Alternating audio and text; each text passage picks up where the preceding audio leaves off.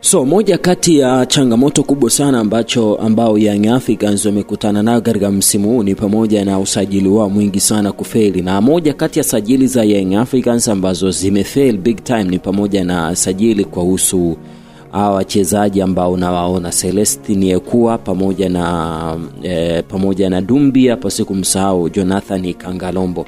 Hawa ni moja kati ya wachezaji ambao wamefail vibaya. Sasa walitolewa kwa mkopo kwenda kwenye vilabu mbalimbali ili kuwapa nafasi ya kucheza zaidi pamoja na kujipika zaidi, ili wakirejea ndani ya kikosi cha Young Africans iwe ni tayari wana ule uwezo wa kupambana na kuonyesha performance kubwa ya kila ambacho wamekuwa nacho kwa namna moja ama nyingine. Lakini mpaka sasa hivi hao jamaa huko waliko hawajaweza kuifurahisha Young Africans, na taarifa iliyotolewa ni kwamba Young Africans rasmi wameachana nao wachezaji na wanaondoka ndani ya kikosi cha Young Africans.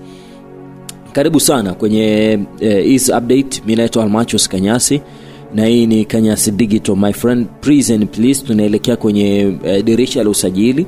Taarifa za uongo zitakuwa ni nyingi sana, lakini ninaweza nikakupa insurance ya kitu kimoja.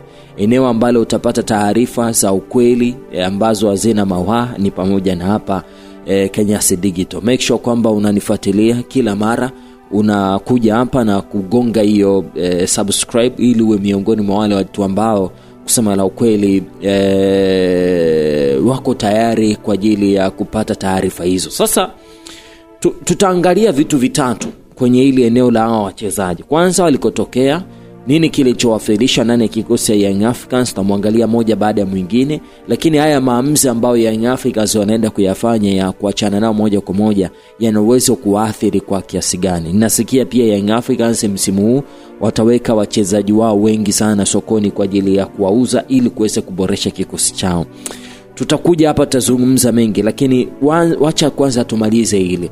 Wachezaji hao watatu, Celestine Ekua, Mohamed Dumbia na Jonathan Kangalombo, walisajiliwa kama nyota wakubwa, lakini wakajikuta kishindwa kufua dafu mbele ya mfumo mgumu wa ushindani wa namba 8 kikosi ya Young Africans. Sasa tutaanza na Celestine Ekua. Tutakuwa tunaangalia gharama ya usajili, sababu ya kufeli ndani ya kikosi ya Young Africans, kiwango chake huko alikoenda kinasemaje, lakini pia tutaangalia Young Africans wataathirika kwa kiasi gani. Jambo la kwanza, alisajiliwa kitokea pale Ivory Coast Zoman FC. Ingawa Yanga haikuweka wazi kiwango kamili cha fedha, lakini ujio wake ulitafsiriwa kama dili la kimafia, ambapo Yanga ilipindua meza kwa watani wao Simba. Walipewa mkataba miaka 2 wenye thamani kubwa sana ya maslahi, na taarifa nilizonazo ni kwamba Young Africans walitumia kiasi cha milioni 400 na mshahara wa milioni 17 kila mwezi kwa ajili ya mchezaji huyu kucheza, akiitwa Dudu Washa.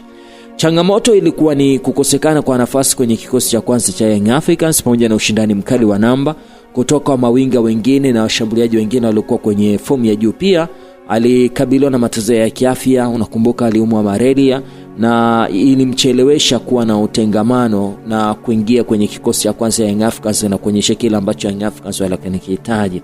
Sasa alitolewa kwa mkopo kwenda kwenye kikosi cha JS Kabylie. Huko pia amekuwa na wakati mgumu sana kupata nafasi, ambapo hadi kufikia katikati ya msimu alikuwa ametumika kwenye michezo 3 tu, jambo ambalo linaonyesha kwamba ameshindwa pia kurudisha makali yake haraka inavyowezekana. So Young Africans wamemaanisha kutemana naye mazima, na Young Africans itabidi wamlipe kiasi cha fedha ambacho ni cha mwaka mmoja ambao umesalia ili kuachana naye.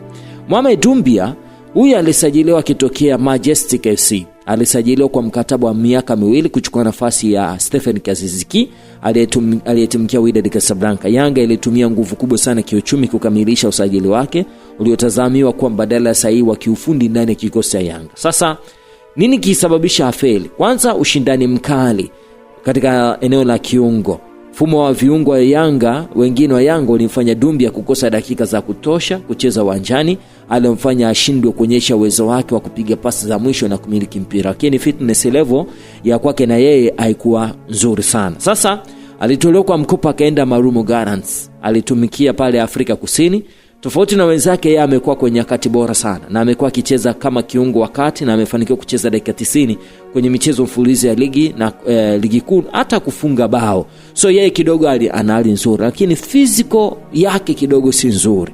So Young Africans wamefika hatua na kusema hapana, sisi huyu hatutoendelea naye. Mchezaji mwingine ni Jonathan Ikangalombo. Yeye alisajiliwa wakati wa dirisha dogo la usajili akitokea kwenye klabu ya AS Vita ya pale DRC Congo, na alikuja kwa mbwembwe nyingi akitazamwa kama mchezaji mwenye kasi kubwa sana. Unajua kipindi hiko alianza kuitwa Ikanga Speed, ya kuongeza nguvu kuelekea katika ubingwa. Lakini moja kati ya jambo ambalo lilisababisha jamaa ashindwe kupata performance nzuri ni kushindwa kuingia kwenye mfumo wa makocha kwa haraka. Ikangalombo alikaa muda mrefu bila kucheza mechi yote chini ya makocha kama vile Sedramovic pamoja na Ahmed Milaude, na ambao walisema kwamba fitness level yake bado iko chini. Ni mchezaji ambaye ni mnene kupita maelezo. Kutokana kile kilichoonekana kuwa ni kutofika viwango vya uchezaji vinavyotakiwa na benchi la ufundi, hata alipopewa nafasi ya kutokea benchi kama kwenye mchezo dhidi ya Pamba alishindwa kuwavutia mashabiki. So Young Africans wakamtoa kwa mkopo, na baada ya kushindwa kufanya vizuri alitolewa kwa mkopo ili kupunguza idadi ya wachezaji wa kigeni, lakini kiwango chake kimeendelea kuwa cha kusuasua, ambapo sasa Young Africans hao wote wanasema inabidi waondoke. Inawezekana unachojiuliza sasa hivi, Young Africans wakivunja mkataba wa hawa wachezaji na kuondoka, ni nini ambacho Young Africans wataathirika? Jambo la kwanza ni gharama za uvunjaji wa mikataba. Wachezaji wote watatu walisajiliwa kwa mikataba ya miaka 2 na walikuwa bado wana mikataba inayowalinda. Sheria za FIFA za uhamisho wa wachezaji zinailazimu klabu kulipa fidia, mshahara na marupurupu yote yaliyobaki kwenye mikataba yao ili kuvunja mkataba wa makubaliano. Hii linaongeza matumizi makubwa sana ya fedha taslimu kutoka kwenye mfuko wa klabu bila kuzalisha faida yoyote uwanjani. Lakini upotevu wa mitaji ya usajili, loss of investment sign on fees. Yanga walitumia kiasi kikubwa sana cha fedha kama ada ya usajili na kuwaleta wachezaji. Mfano wa Ekua ulikuwa ni ushindani mkubwa sana dhidi ya Simba. Kama kwa kuwa wachezaji hao wanaondoka wakiwa wamefeli na mikataba yao imevunjwa, Yanga itapata hasara ya transfer fee, kwa maana ada ya mauzo kutoka kwenye vilabu vingine. Hii ina maana ya kwamba wekezaji wa awali waliofanya umepata hasara ya 100%. Lakini pia watapata hasara ya mishahara inayolipwa wakati wachezaji hao wakiwa kwa mkopo kwenye vilabu kama JS Kabylie, Marumo Gallants.